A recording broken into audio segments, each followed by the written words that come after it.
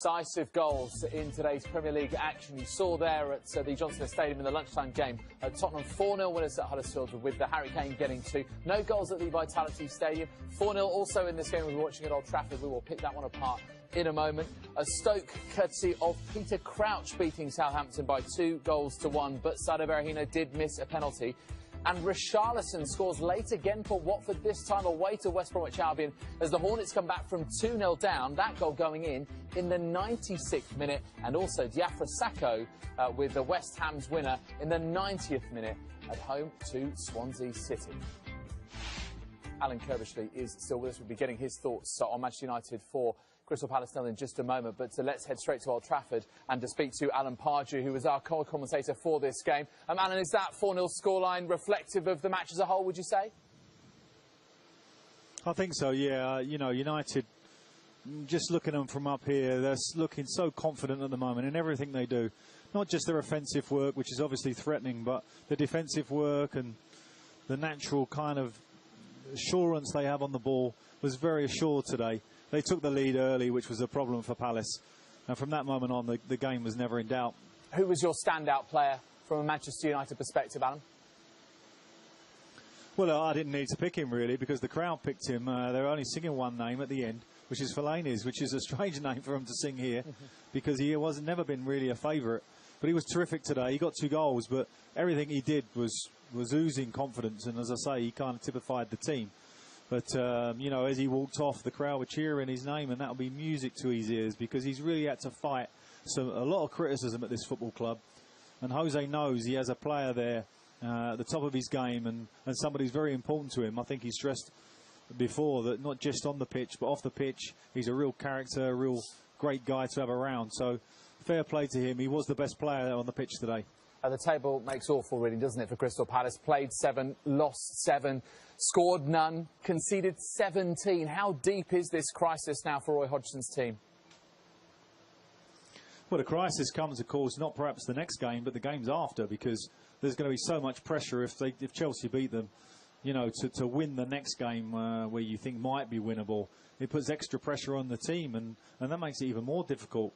But the press and the media really going to heighten this no-scoring position that they're in, and they needed to get that off today, and they had half a chance. I thought they had a penalty, really, and they were probably harsh not to get it, and that's the sort of break you're going to need, just to get that sort of monkey off your back. That goal, no goals against column is awful. So that's a problem for Roy, but the team were disciplined today. They tried their hardest. They're missing some key personnel in Benteke and Zaha, and that's really showing.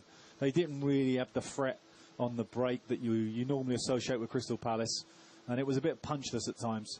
OK, Alan, thank you very much indeed. Good to speak to you. Have a good rest of your weekend. Thank you. Alan Kirbishley, what did you make of that then? 4-0 to Manchester United. And Alan Pardew says it was very much a reflection of the game. Yeah, it was routine. I mean, they scored their goals, Man United, some really good times from early on after 3 minutes and just before half-time. Start the second half, Fellaini made it 3. And there was no way back for Palace. So you've got a situation that Roy's gone into, you know, no wins, no goals, and no centre-forward. No recognised centre-forward to play. So I think there's a lot of... he's got 2 weeks now. I don't know how many players will be going off on national duty, but he's got 2 weeks to try and find an answer, and the next game's Chelsea.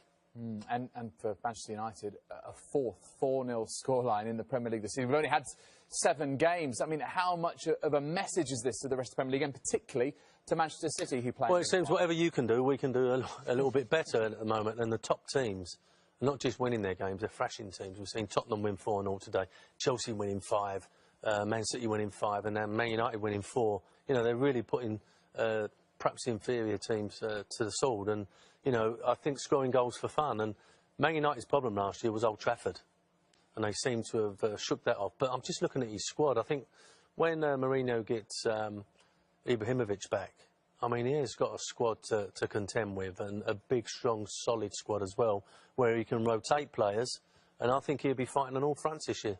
And that's Old Trafford record, by the way, this season. Played 6-1-6, scored 21, conceded 1 in all competitions. Let's get some reaction then from Old Trafford, and the Manchester United manager, Jose Mourinho, is with David Craig. Jose, 4 goals, a clean sheet, 3 points. Romelu Lukaku, is that the perfect way for you to celebrate your 250th win as a manager in England? Yeah, is it? I don't know. 3 points, very important. I told the players that we had to respect the opponent, an opponent in a difficult situation, but a better opponent than the results are saying. Important to respect and to play seriously. Probably the result is bigger than our performance, because I don't think our performance was consistent. We had good periods, we had good moments, we had always control of the game, but we could do better. I think we could do better. But the important thing are the 3 points, and that's it. What your team does seem to have is lots of individuals who are putting in great performances collectively, but also as individuals. Is that typified by Marouane Fellaini's performance this afternoon? He played really well, but this is what he's doing since a long time. He's confident. He's happy with his contribution to the team. I think the style of the team has a space for a player like him, and he feels that.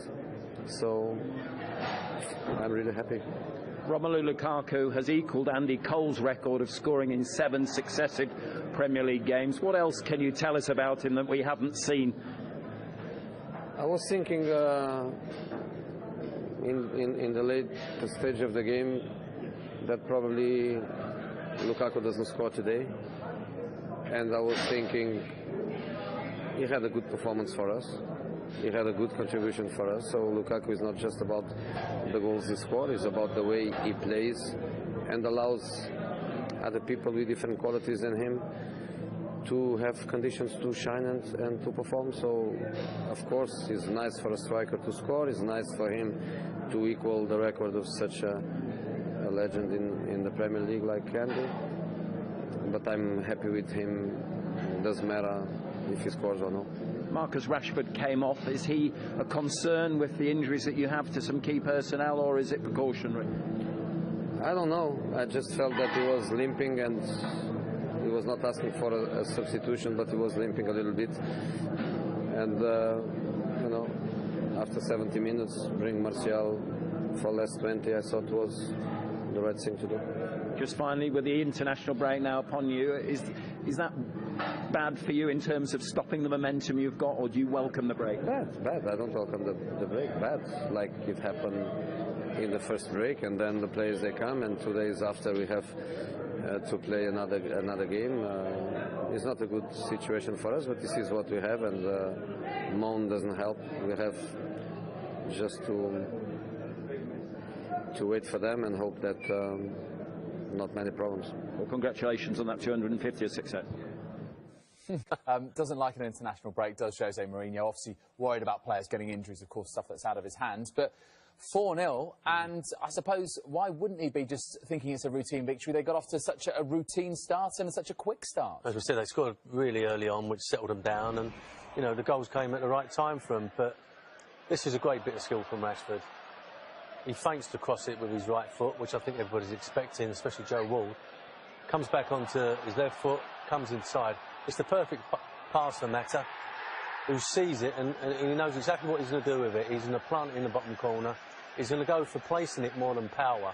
It's a lovely ball back from Rashford. Bottom corner, no chance for Hennessy. And also Lukaku taking players with him as well here, Alan. Yeah, once Rashford went past Joe Ward, he drew the defence towards him, and Lukaku went to the near post and left the space at the far post for Mata. Alan Pardew was saying that Marouane Fellaini was his man of the match. The crowd chanting his name towards the end. What did you make of his performance? It was interesting because he was playing as a holding midfield player today, and he can do that role. I mean, we often see him playing as perhaps the number 10 or pushing forward and balls in the box. Much maligned Fellaini. David Moyes signing, same as Mata, but they're both coming good, and I think this just typifies him. He knows this ball's going to come in the box. Ashley Young checks back. It goes to the far post. You know, Puncheon doesn't see him, but even if he did, he wasn't going to get on the end of it. It's a great cross. And the pace of the cross takes Hennessy out of the game. He can't come for it. And Fellaini at the far post, It's a simple tapping at the end of it, but it's the cross that makes it, obviously. And I think that Ashley Young is another player that perhaps much maligned. And what about this? I mean, it's quite a deft header, isn't it? But all the damage done with the cross. I think Rashford's going for goal. And I think he's indicating he's going for goal. And he's just going to put in there with loads of pace. And Fellaini gets his head on it, and they've got no chance for that one. Hennessey's got no chance for that cross either. OK, right, let's hear then from the two-goal hero. Marouane Fellaini is with David Craig. Marouane, congratulations. 2 goals for yourself, 4 for the team. Takes you top of the league. Was that the almost perfect performance again this afternoon? I think it was a good performance. We scored 4 goals, 2 in the first half, 2 in the second half. We did well, we controlled the game, we created chances. So it's a great afternoon. For you personally, are you playing with a newfound confidence? No, always had the confidence. The managers trust me, the players as well. So I give always everything for the team, for me as well. I like to play here, and at the moment the team play very good. Is the team also playing perhaps with a newfound freedom in the style in which you're playing and beating sides? I think we control the game. That's important. We create chances. I think all the forward players are free. They can do actions. So I think it's important for them. You're unbeaten now in 10 games in all competitions. Just how high is the confidence within the team? Yeah, the confidence is there. But the next in 2 weeks we have a big game against Liverpool, and we have to be ready. We have to go to the national team and come back stronger and fit. Just finally, what else can you tell us about Romelu Lukaku that we don't already know? 7 games in the Premier League, 7 goals. How good is he? Yeah, he's a goal scorer. We know that. That's why he's here, and I hope he continues like that. We wish you well. Thank you. Well, Marouane Fellaini did take both chances that he was offered. Romelu Lukaku took a little while, didn't he, Alan Kovacic, to get on the score sheet. But he eventually did get his goal in the 85th minute. What did you make of this one? Well, he flicks his ball on, and then he makes his way into the box, and it's about Jesse Lingard taking the defender away here. As Martial crosses it, he's left a simple tap in. I mean, he missed an absolute sitter just before that, didn't he, Lukaku? And as Jose said, perhaps he didn't think he was going to get on the score sheet, but he couldn't miss this one, could he? Well, he missed one earlier that was... That's what I'm saying, yeah. Just, you know, on the penalty spot, and he had players around him, but he managed to slot it wide. Now, this is how Romelu Lukaku's got on in his first 7 games in the Premier League for Manchester United. Same record as Andy Cole, 7 from 7. And look who he's ahead of there. Louis Saha, who had such an explosive start to his Manchester United career, and also Dwight York and Rob Van Persie. In their own right, legends. How does he compare with them? Well, I think that when you sign a player for, what, £80-odd million or whatever the fee was, and he hits the ground running and produces this sort of form, it makes everyone feel a lot more happier at Old Trafford, for sure. But I think, as a striker, it's important that you do get off the mark, which he did do very early on. And he's just playing with so much confidence, like the rest of us.